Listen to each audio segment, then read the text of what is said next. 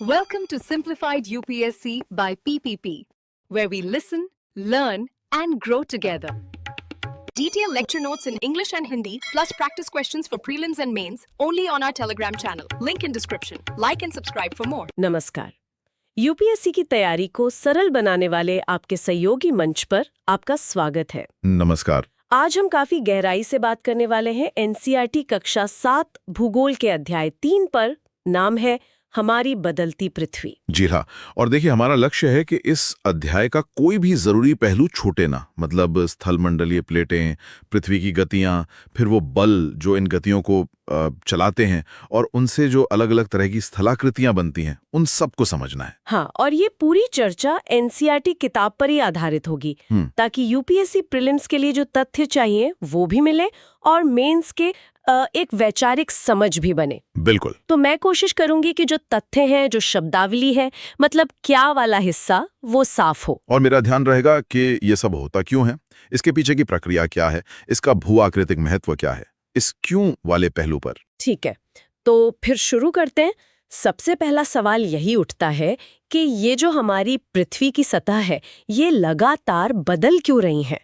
क्या शक्तियां काम कर रही हैं इसके पीछे?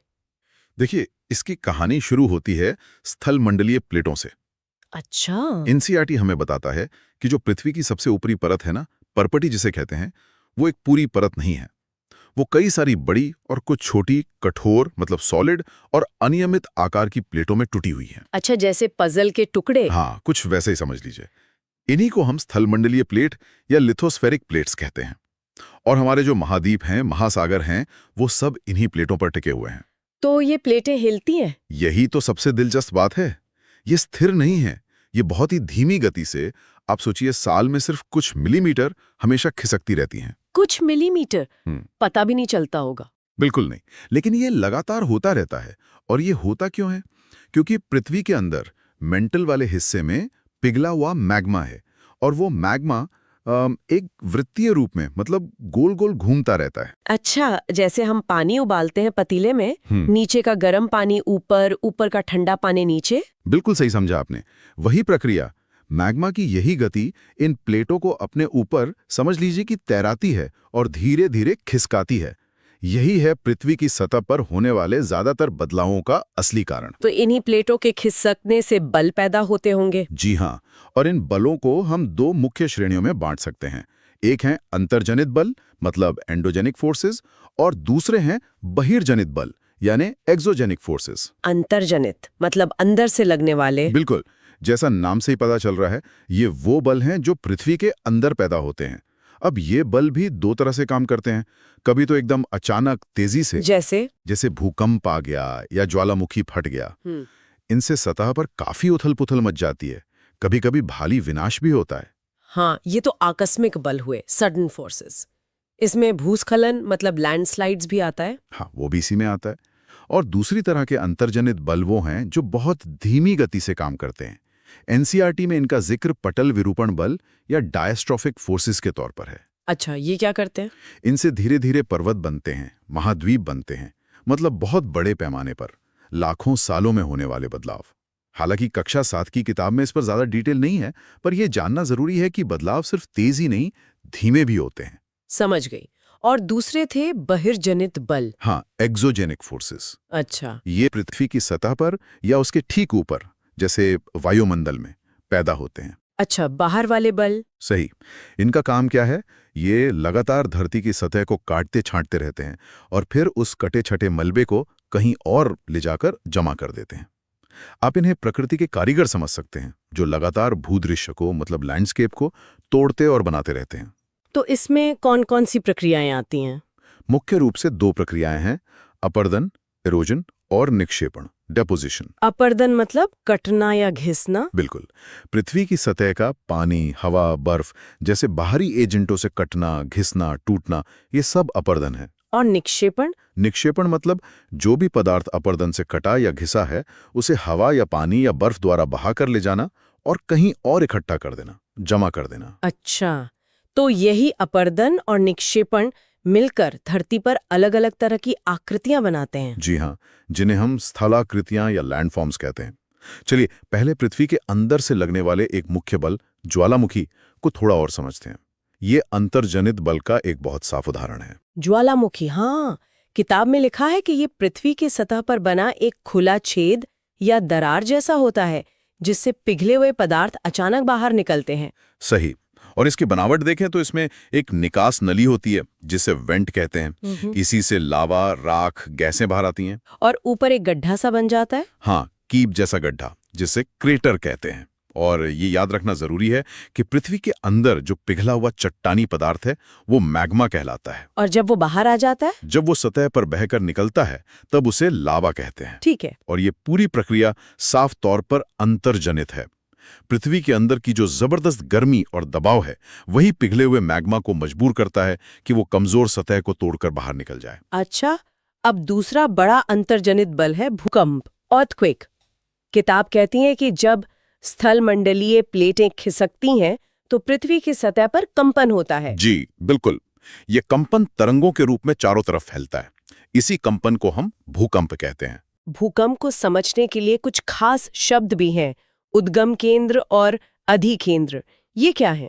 देखिए, पृथ्वी की सतह के नीचे जहां ये कंपन असल में शुरू होता है, जहां से ऊर्जा निकलती है, उस जगह को कहते हैं उद्गम केंद्र या फोकस। ये जमीन के नीचे होता है। हाँ, और फिर इस उद्गम केंद्र के ठीक ऊपर सीधे पृथ्वी की सतह पर जो बिंदु होता है उसे कहते हैं अधिकेंद्र या एपिसेंटर। अच्छा, तो सबसे ज्यादा असर यही महसूस होता होगा। बिल्कुल, अधिकेंद्र पर भूकंप का असर सबसे तेज होता है। जैसे जैसे हम अधिकेंद्र से दूर जाते जाते हैं, कंपन की तीव्रता कम होती जाती है। और ये जो कंपन होता है ये तरंगों के रूप में फैलता है। ये तरंगे भी अलग अलग तरह की होती है। हाँ, मुख्य रूप से 3 तरह की भूकंपीय तरंगे होती हैं। पी तरंगे, एस तरंगे और एल तरंगे। पी, एस और एल। जी, पी तरंगे मतलब प्राइमरी वेव्स। ये अनुदैर्घ्य होती हैं और सबसे तेज चलती हैं। इनकी खास बात यह है कि ये ठोस, तरल, गैस तीनों तरह के माध्यमों से गुजर सकती हैं। अच्छा, और एस तरंगे? एस मतलब सेकेंडरी वेव्स। ये अनुप्रस्थ होती हैं, पी तरंगों से थोड़ी धीमी, और ये सिर्फ ठोस माध्यम से ही गुजर पाती हैं, तरल से नहीं। और एल तरंगे? एल मतलब लव वेव्स या धरातलीय तरंगे। ये पृथ्वी की सतह के साथ साथ चलती हैं। ये सबसे धीमी होती है, लेकिन आमतौर पर सबसे ज्यादा तबाही इन्हीं एल तरंगों से होती है। ओहो, तो भूकंप को मापते कैसे हैं? इसके लिए एक मशीन होती है जिसे भूकंप लेखी या सीस्मोग्राफ कहते हैं। ये मशीन भूकंपीय तरंगों को रिकॉर्ड करती है। और उसकी तीव्रता, जैसे हम सुनते हैं 6 तीव्रता का भूकंप आया। हाँ, वो भूकंप का परिमाण होता है जिसे रिक्टर स्केल पर मापा जाता है। ये स्केल भूकंप से निकली ऊर्जा को मापता है। ये स्केल कैसे काम करता है? इसमें हर अगला अंक पिछले अंक से 10 गुना ज्यादा कंपन और लगभग 32 गुना ज्यादा ऊर्जा दिखाता है। मतलब 2.0 रिक्टर का भूकंप तो शायद महसूस भी ना हो, 5.0 का भूकंप चीजें गिरा सकता है, 6.0 या उससे ज्यादा का काफी शक्तिशाली होता है, और 7.0 से ऊपर का भूकंप तो बहुत ज्यादा विनाशकारी हो सकता है। हाँ, किताब में भुज वाले भूकंप का उदाहरण भी दिया है जो गुजरात में 2001 में आया था। 6.9 तीव्रता थी उसकी। कितना नुकसान हुआ था। जी भयानक। इमारतें गिर गई, जमीन धंस गई, भूस्खलन हुए। अगर यही भूकंप समुद्र के नीचे आ जाए तो सुनामी का खतरा रहता है।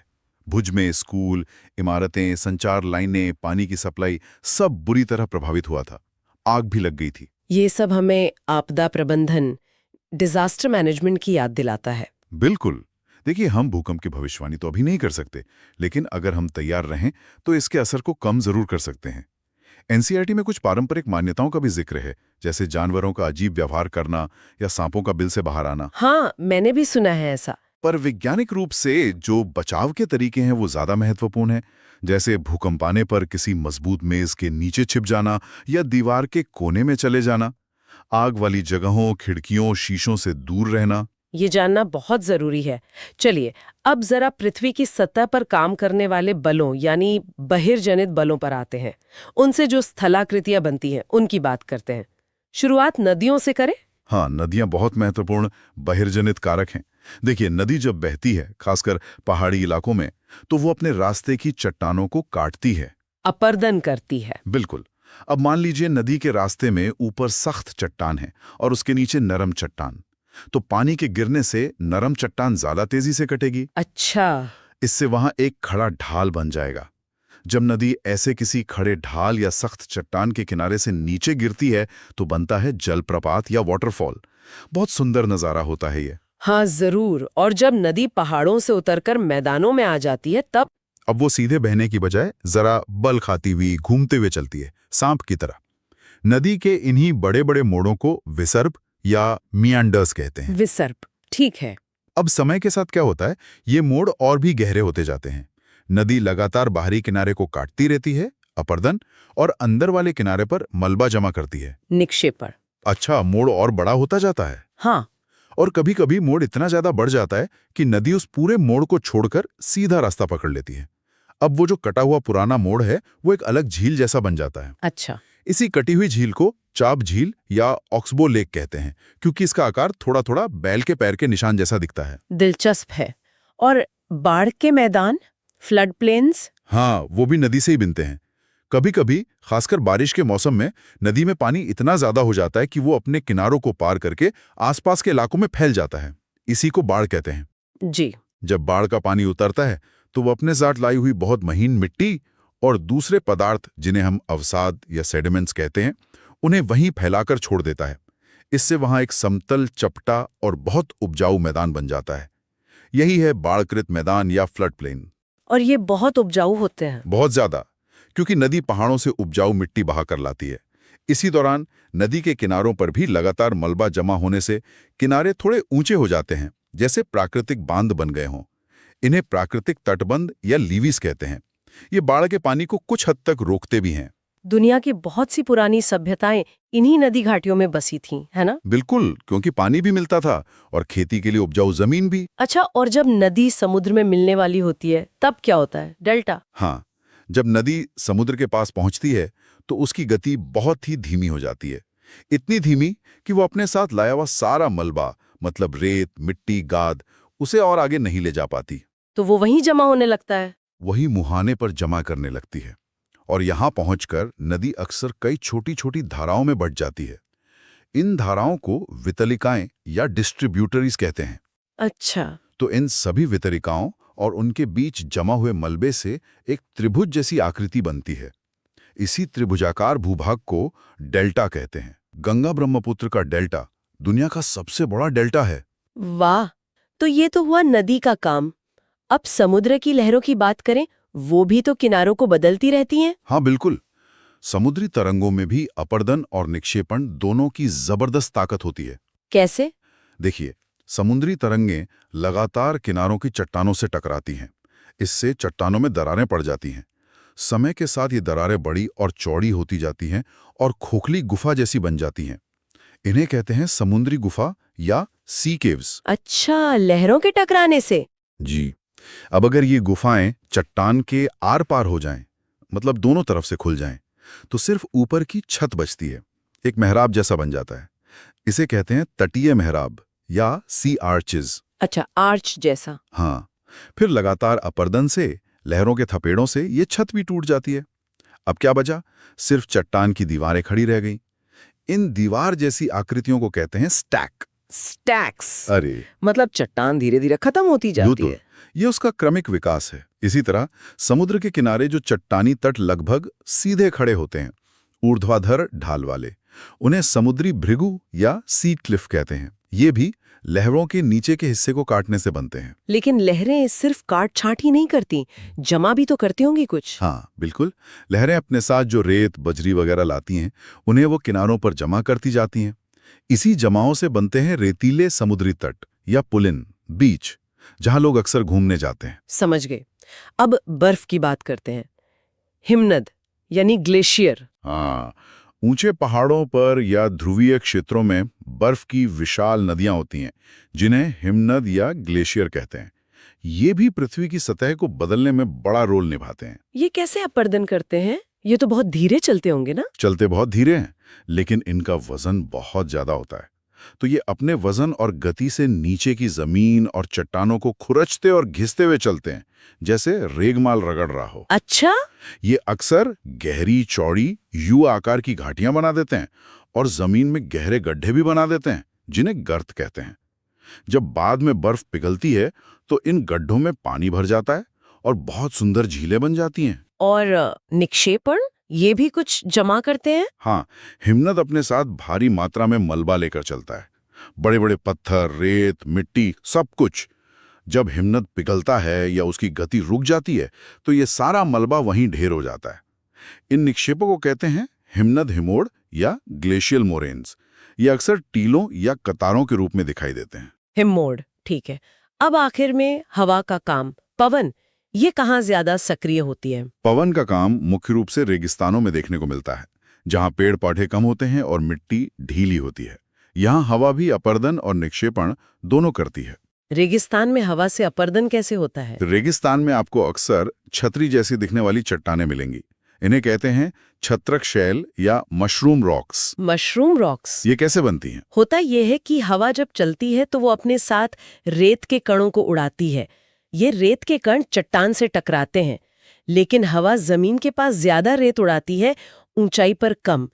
इसलिए चट्टान का निचला हिस्सा ज्यादा घिसता है ऊपरी हिस्से की तुलना में। अच्छा, तो नीचे से पतली और ऊपर से चौड़ी हो जाती है। बिल्कुल, इसीलिए वो छतरी या मशरूम जैसी दिखती है।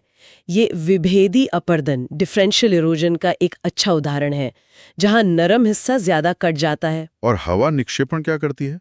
जब हवा चलती है तो वो रेत को एक जगह से उड़ाकर दूसरी जगह ले जाती है। जब हवा की रफ्तार कम होती है या कोई रुकावट आती है तो वो रेत वहीं गिरकर जमा हो जाती है।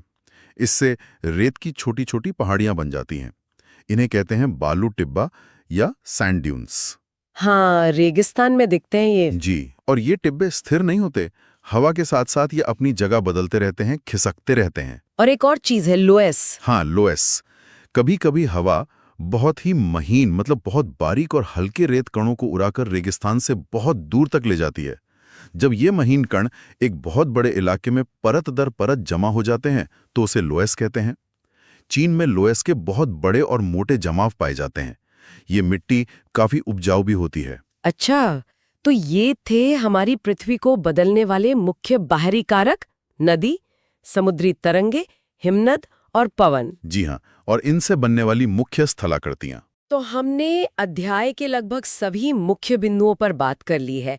अब ऐसा करते हैं, अपनी समझ को और पक्का करने के लिए किताब के आखिर में जो अभ्यास प्रश्न दिए हैं उन पर एक नजर डाल लेते हैं। हाँ, ये बहुत अच्छा रहेगा। इससे सारी बातें एक बार फिर से दोहराई जाएंगी और जो मुख्य परिभाषाएं हैं वो भी स्पष्ट हो जाएंगी। यूपीएससी के लिए एनसीईआरटी के अभ्यास बहुत महत्वपूर्ण होते हैं। बिल्कुल। तो पहला प्रश्न है, क प्लेटें क्यों घूमती हैं? इसका जवाब हमने शुरू में ही डिस्कस किया था। पृथ्वी के अंदर जो पिघला हुआ मैग्मा है उसमें होने वाली वृत्तीय गति के कारण। वही गति इन प्लेटों को अपने ऊपर खिसकाती है। ठीक है। ख बहिर्जनित एवं अंतर्जनित बल क्या है? बहुत आसान। अंतर्जनित बल वो जो पृथ्वी के अंदर से लगते हैं, जैसे भूकंप, ज्वालामुखी, और बहिर्जनित बल वो जो पृथ्वी की सतह पर काम करते हैं, जैसे नदी, हवा, बर्फ का काटना और जमा करना। ग अपर्दन क्या है? अपर्दन मतलब पृथ्वी की सतह का कटना, घिसना या हटना। किसके द्वारा? बाहरी कारकों द्वारा, जैसे पानी, हवा, बर्फ। बाढ़कृत मैदान का निर्माण कैसे होता है? जब नदी में बाढ़ आती है तो पानी किनारों से बाहर बह जाता है, और जब पानी उतरता है तो वो अपने साथ लाई महीन मिट्टी और अवसाद वहीं जमा कर देता है। इसी से समतल और उपजाऊ बाढ़कृत मैदान बनते हैं। बालू टिब्बा क्या है? ये रेगिस्तान में हवा द्वारा रेत को उड़ाकर एक जगह जमा करने से बनी रेत की पहाड़ी या टीला है। समुद्री पुलिन का निर्माण कैसे होता है? समुद्री लहरें जब किनारों पर अपने साथ लाए अवसाद जैसे रेत, बजरी जमा करती हैं तो उससे समुद्री पुलिन यानी बीच बनता है। और चाप झील क्या है? जब नदी का विसर्प यानी मोड़ कटकर नदी की मुख्य धारा से अलग हो जाता है तो वो एक झील बन जाता है। उसी कटी हुई झील को चाप झील कहते हैं। बहुत अच्छे। अब प्रश्न 2 में सही उत्तर चुनना है। क इनमें से कौन सी समुद्री तरंग की विशेषता नहीं है? विकल्प है शैल, किनारा, समुद्री गुफा। समुद्री गुफा तो तरंगों के अपर्दन से बनती है। स्टैक या भृगु भी शैल यानी चट्टान से जुड़े हैं। किनारा एक बहुत सामान्य शब्द है, पुलिन तरंगों की निक्षेपण विशेषता है। तो शायद यहाँ किनारा सबसे अलग है, जो सीधे तरंग की विशेषता नहीं कही जा सकती, बल्कि एक भौगोलिक क्षेत्र है। हाँ, ये सही लगता है। ख, हिमनद की निक्षेपण विशेषता है। विकल्प है बाढ़कृत मैदान, पुलिन, हिमोड़। ये साफ है, हिमनद के निक्षेपण से हिमोड़ बनते हैं, बाढ़कृत मैदान नदी से और पुलिन समुद्री तरंगों से। ग, पृथ्वी की आकस्मिक गतियों के कारण कौन सी घटना होती है? विकल्प ज्वालामुखी, वलन, बाढ़कृत मैदान। आकस्मिक गति मतलब सडन फोर्स, तो इसका उत्तर ज्वालामुखी होगा। भूकंप भी इसी में आता। वलन धीमी गति है और बाढ़कृत मैदान बहिर्जनित प्रक्रिया। घ, छत्रक शैलें पाई जाती हैं। विकल्प रेगिस्तान में, नदी घाटी में, हिमनद में। ये तो हमने भी बात की थी, रेगिस्तान में हवा के अपरदन से बनती हैं। और च, चांप झील यहाँ पाई जाती है। विकल्प हिमनद, नदी घाटी, रेगिस्तान में। चाप झीलें विसर्पों से बनती हैं और विसर्प नदी घाटी में पाए जाते हैं, खासकर मैदानी इलाकों में। बिल्कुल। अब प्रश्न 3 है जोड़ी मिलाने का। मैं एक तरफ के नाम बोलती हूँ। हाँ। क हिमनद, ख विसर्प, ग पुलिन, घ बालू टिब्बा, च जलप्रपात, छ भूकंप। ठीक है। और दूसरी तरफ के विकल्प है आय समुद्री तट, आय छत्रक शैल। ये विकल्प शायद यहाँ गलत दिया है, प्रश्न 2 में था। थर्ड बर्फ की नदी, फोर्थ नदियां, 5 पृथ्वी का कंपन, 6 समुद्री भृगु, 7 कठोर संस्तर शैल, 8 रेगिस्तान। ठीक है, मिलाते हैं। क हिमनद, ये है तीसरा बर्फ की नदी। हाँ। ख विसर्प, ये जुड़ेंगे 4th नदियों से, क्योंकि ये नदियों के मोड़ हैं। सही। ग पुलिन, ये है आय समुद्री तट, जी, जो लहरों के जमाव से बनता है। ठीक। घर बालू टिब्बा, ये मिलेगा 8th रेगिस्तान से, हवा का काम। च जलप्रपात, ये जुड़ेगा 7th कठोर संस्तर शैल से, क्योंकि ये तब बनता है जब नदी कठोर चट्टान से नीचे गिरती है। बिल्कुल। और 6 भूकंप, ये है 5th पृथ्वी का कंपन। बहुत बढ़िया।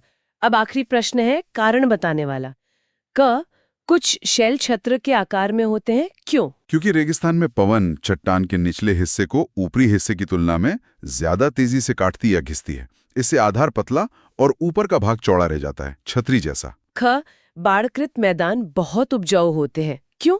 क्योंकि बाढ़ के समय नदी अपने साथ लाई हुई महीन मिट्टी और दूसरे पोषक पदार्थ अवसाद इन मैदानों में फैला देती है, जो खेती के लिए बहुत अच्छे होते हैं। ग समुद्री गुफा स्टैक के रूप में परिवर्तित हो जाती है, क्यों? ये एक पूरी प्रक्रिया है। पहले लहरें चट्टान में गुफा बनाती हैं, समुद्री गुफा। फिर ये गुफा आर पार हो जाती है तो मेहराब, तटीय मेहराब बनता है। फिर जब मेहराब की छत भी गिर जाती है तो सिर्फ दीवारें खड़ी रह जाती हैं, जो स्टैक कहलाती हैं। तो ये क्रमिक अपरदन का नतीजा है। और घ भूकंप के दौरान इमारतें गिरती हैं, क्यों? क्योंकि भूकंप से पृथ्वी की सतह में तेज कंपन होता है। ये कंपन इमारतों की नींव को हिला देता है।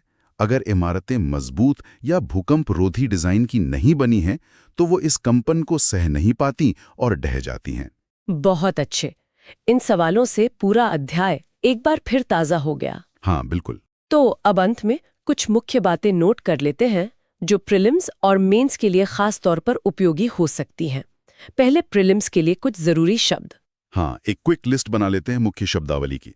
स्थल मंडलीय प्लेट, अंतर्जनित बल, बहिर्जनित बल, अपरदन, निक्षेपण, उद्गम केंद्र, फोकस, अधिकेंद्र, एपिसेंटर, PSL तरंगे, भूकंप लेखी, साइस्मोग्राफ, रिक्टर स्केल, नदी की स्थलाकृतियां, जलप्रपात, विसर्प, चाप झील, बाढ़कृत मैदान, तटबंध, डेल्टा, समुद्री तरंग की स्थलाकृतियां, समुद्री गुफा, तटीय मेहराब, स्टैक, समुद्री भृगु, पुलिन, हिमनद की स्थलाकृतियां, हिमनद, हिमोड़, पवन की स्थलाकृतियां, छत्रक शैल, बालू टिब्बा, लोयस। ये लिस्ट काफी उपयोगी रहेगी।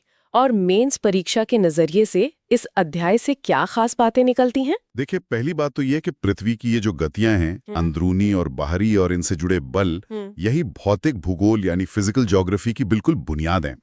ये हमें समझाते हैं कि हमारा ग्रह कितना गतिशील है, कितना बदलता रहता है। दूसरी महत्वपूर्ण बात है आपदा प्रबंधन से जुड़ाव। भूकंप और ज्वालामुखी जैसी प्रक्रियाएं सिर्फ भूगोल का हिस्सा नहीं है, ये प्राकृतिक आपदाएं हैं। इनके कारण, प्रभाव, जोखिम वाले इलाके, बचाव के तरीके, ये सब समझना यूपीएससी के डिजास्टर मैनेजमेंट वाले हिस्से के लिए बहुत जरूरी है। सही कहा। तीसरी बात, ये जो अलग अलग कारक हैं, नदी, हवा, बर्फ, लहरें और ये जो तरह तरह की स्थलाकृतियां बना रहे हैं, ये हमें भू आकृतियों के विकास को समझने में मदद करता है। इसे जियोमॉर्फिक एवोल्यूशन कहते हैं। और ये स्थलाकृतियां सीधे सीधे इंसानी जिंदगी को प्रभावित करती हैं कि खेती कहाँ होगी, लोग कहाँ बसेंगे, पर्यटन कहाँ बढ़ेगा। हाँ, बाढ़ के मैदानों में खेती, तटों पर पर्यटन। बिल्कुल। और चौथी और आखिरी बात, ये अध्याय हमें प्रकृति और इंसान के बीच संतुलन के महत्व की याद दिलाता है। हम जो भी विकास करें, हमें इन प्राकृतिक प्रक्रियाओं को ध्यान में रखना होगा ताकि हम एक टिकाऊ और सुरक्षित भविष्य बना सकें। बिल्कुल सही कहा। तो आज हमने एनसीईआरटी के इस अध्याय के जरिए ये समझा कि हमारी पृथ्वी कितनी बदलती रहती है और इसके पीछे कौन कौन सी ताकतें काम कर रही हैं। जी। और अब जाते जाते हमारे श्रोताओं के लिए एक छोटा सा विचार। अब जिस भी इलाके में रहते हैं, जरा सोचिए वहां इनमें से कौन सी भू आकृतिक प्रक्रिया ज्यादा सक्रिय है। क्या आपके यहाँ नदी ज्यादा काट-छाट करती है, या हवा का असर ज्यादा है, या शायद आप तटीय इलाके में हैं। हाँ, और ये भी सोचिए कि भविष्य में खासकर जैसे जलवायु परिवर्तन हो रहा है, तो ये प्रक्रियाएं कैसे बदल सकती हैं और इसका आपके जीवन पर, आपके पर्यावरण पर क्या असर पड़ सकता है, ये सोचना जरूरी है। बिल्कुल। इसी विचार के साथ आज की ये चर्चा यहीं समाप्त करते हैं। उम्मीद है आपको ये जानकारी उपयोगी लगी होगी। अपनी जिज्ञासा बनाए रखिए और सीखते रहिए। अगली बार फिर मिलेंगे एक नए विषय के साथ। तब तक के लिए अलविदा। अलविदा। Thanks for watching. Follow us on Telegram and Instagram. Don't forget to like, share, and subscribe.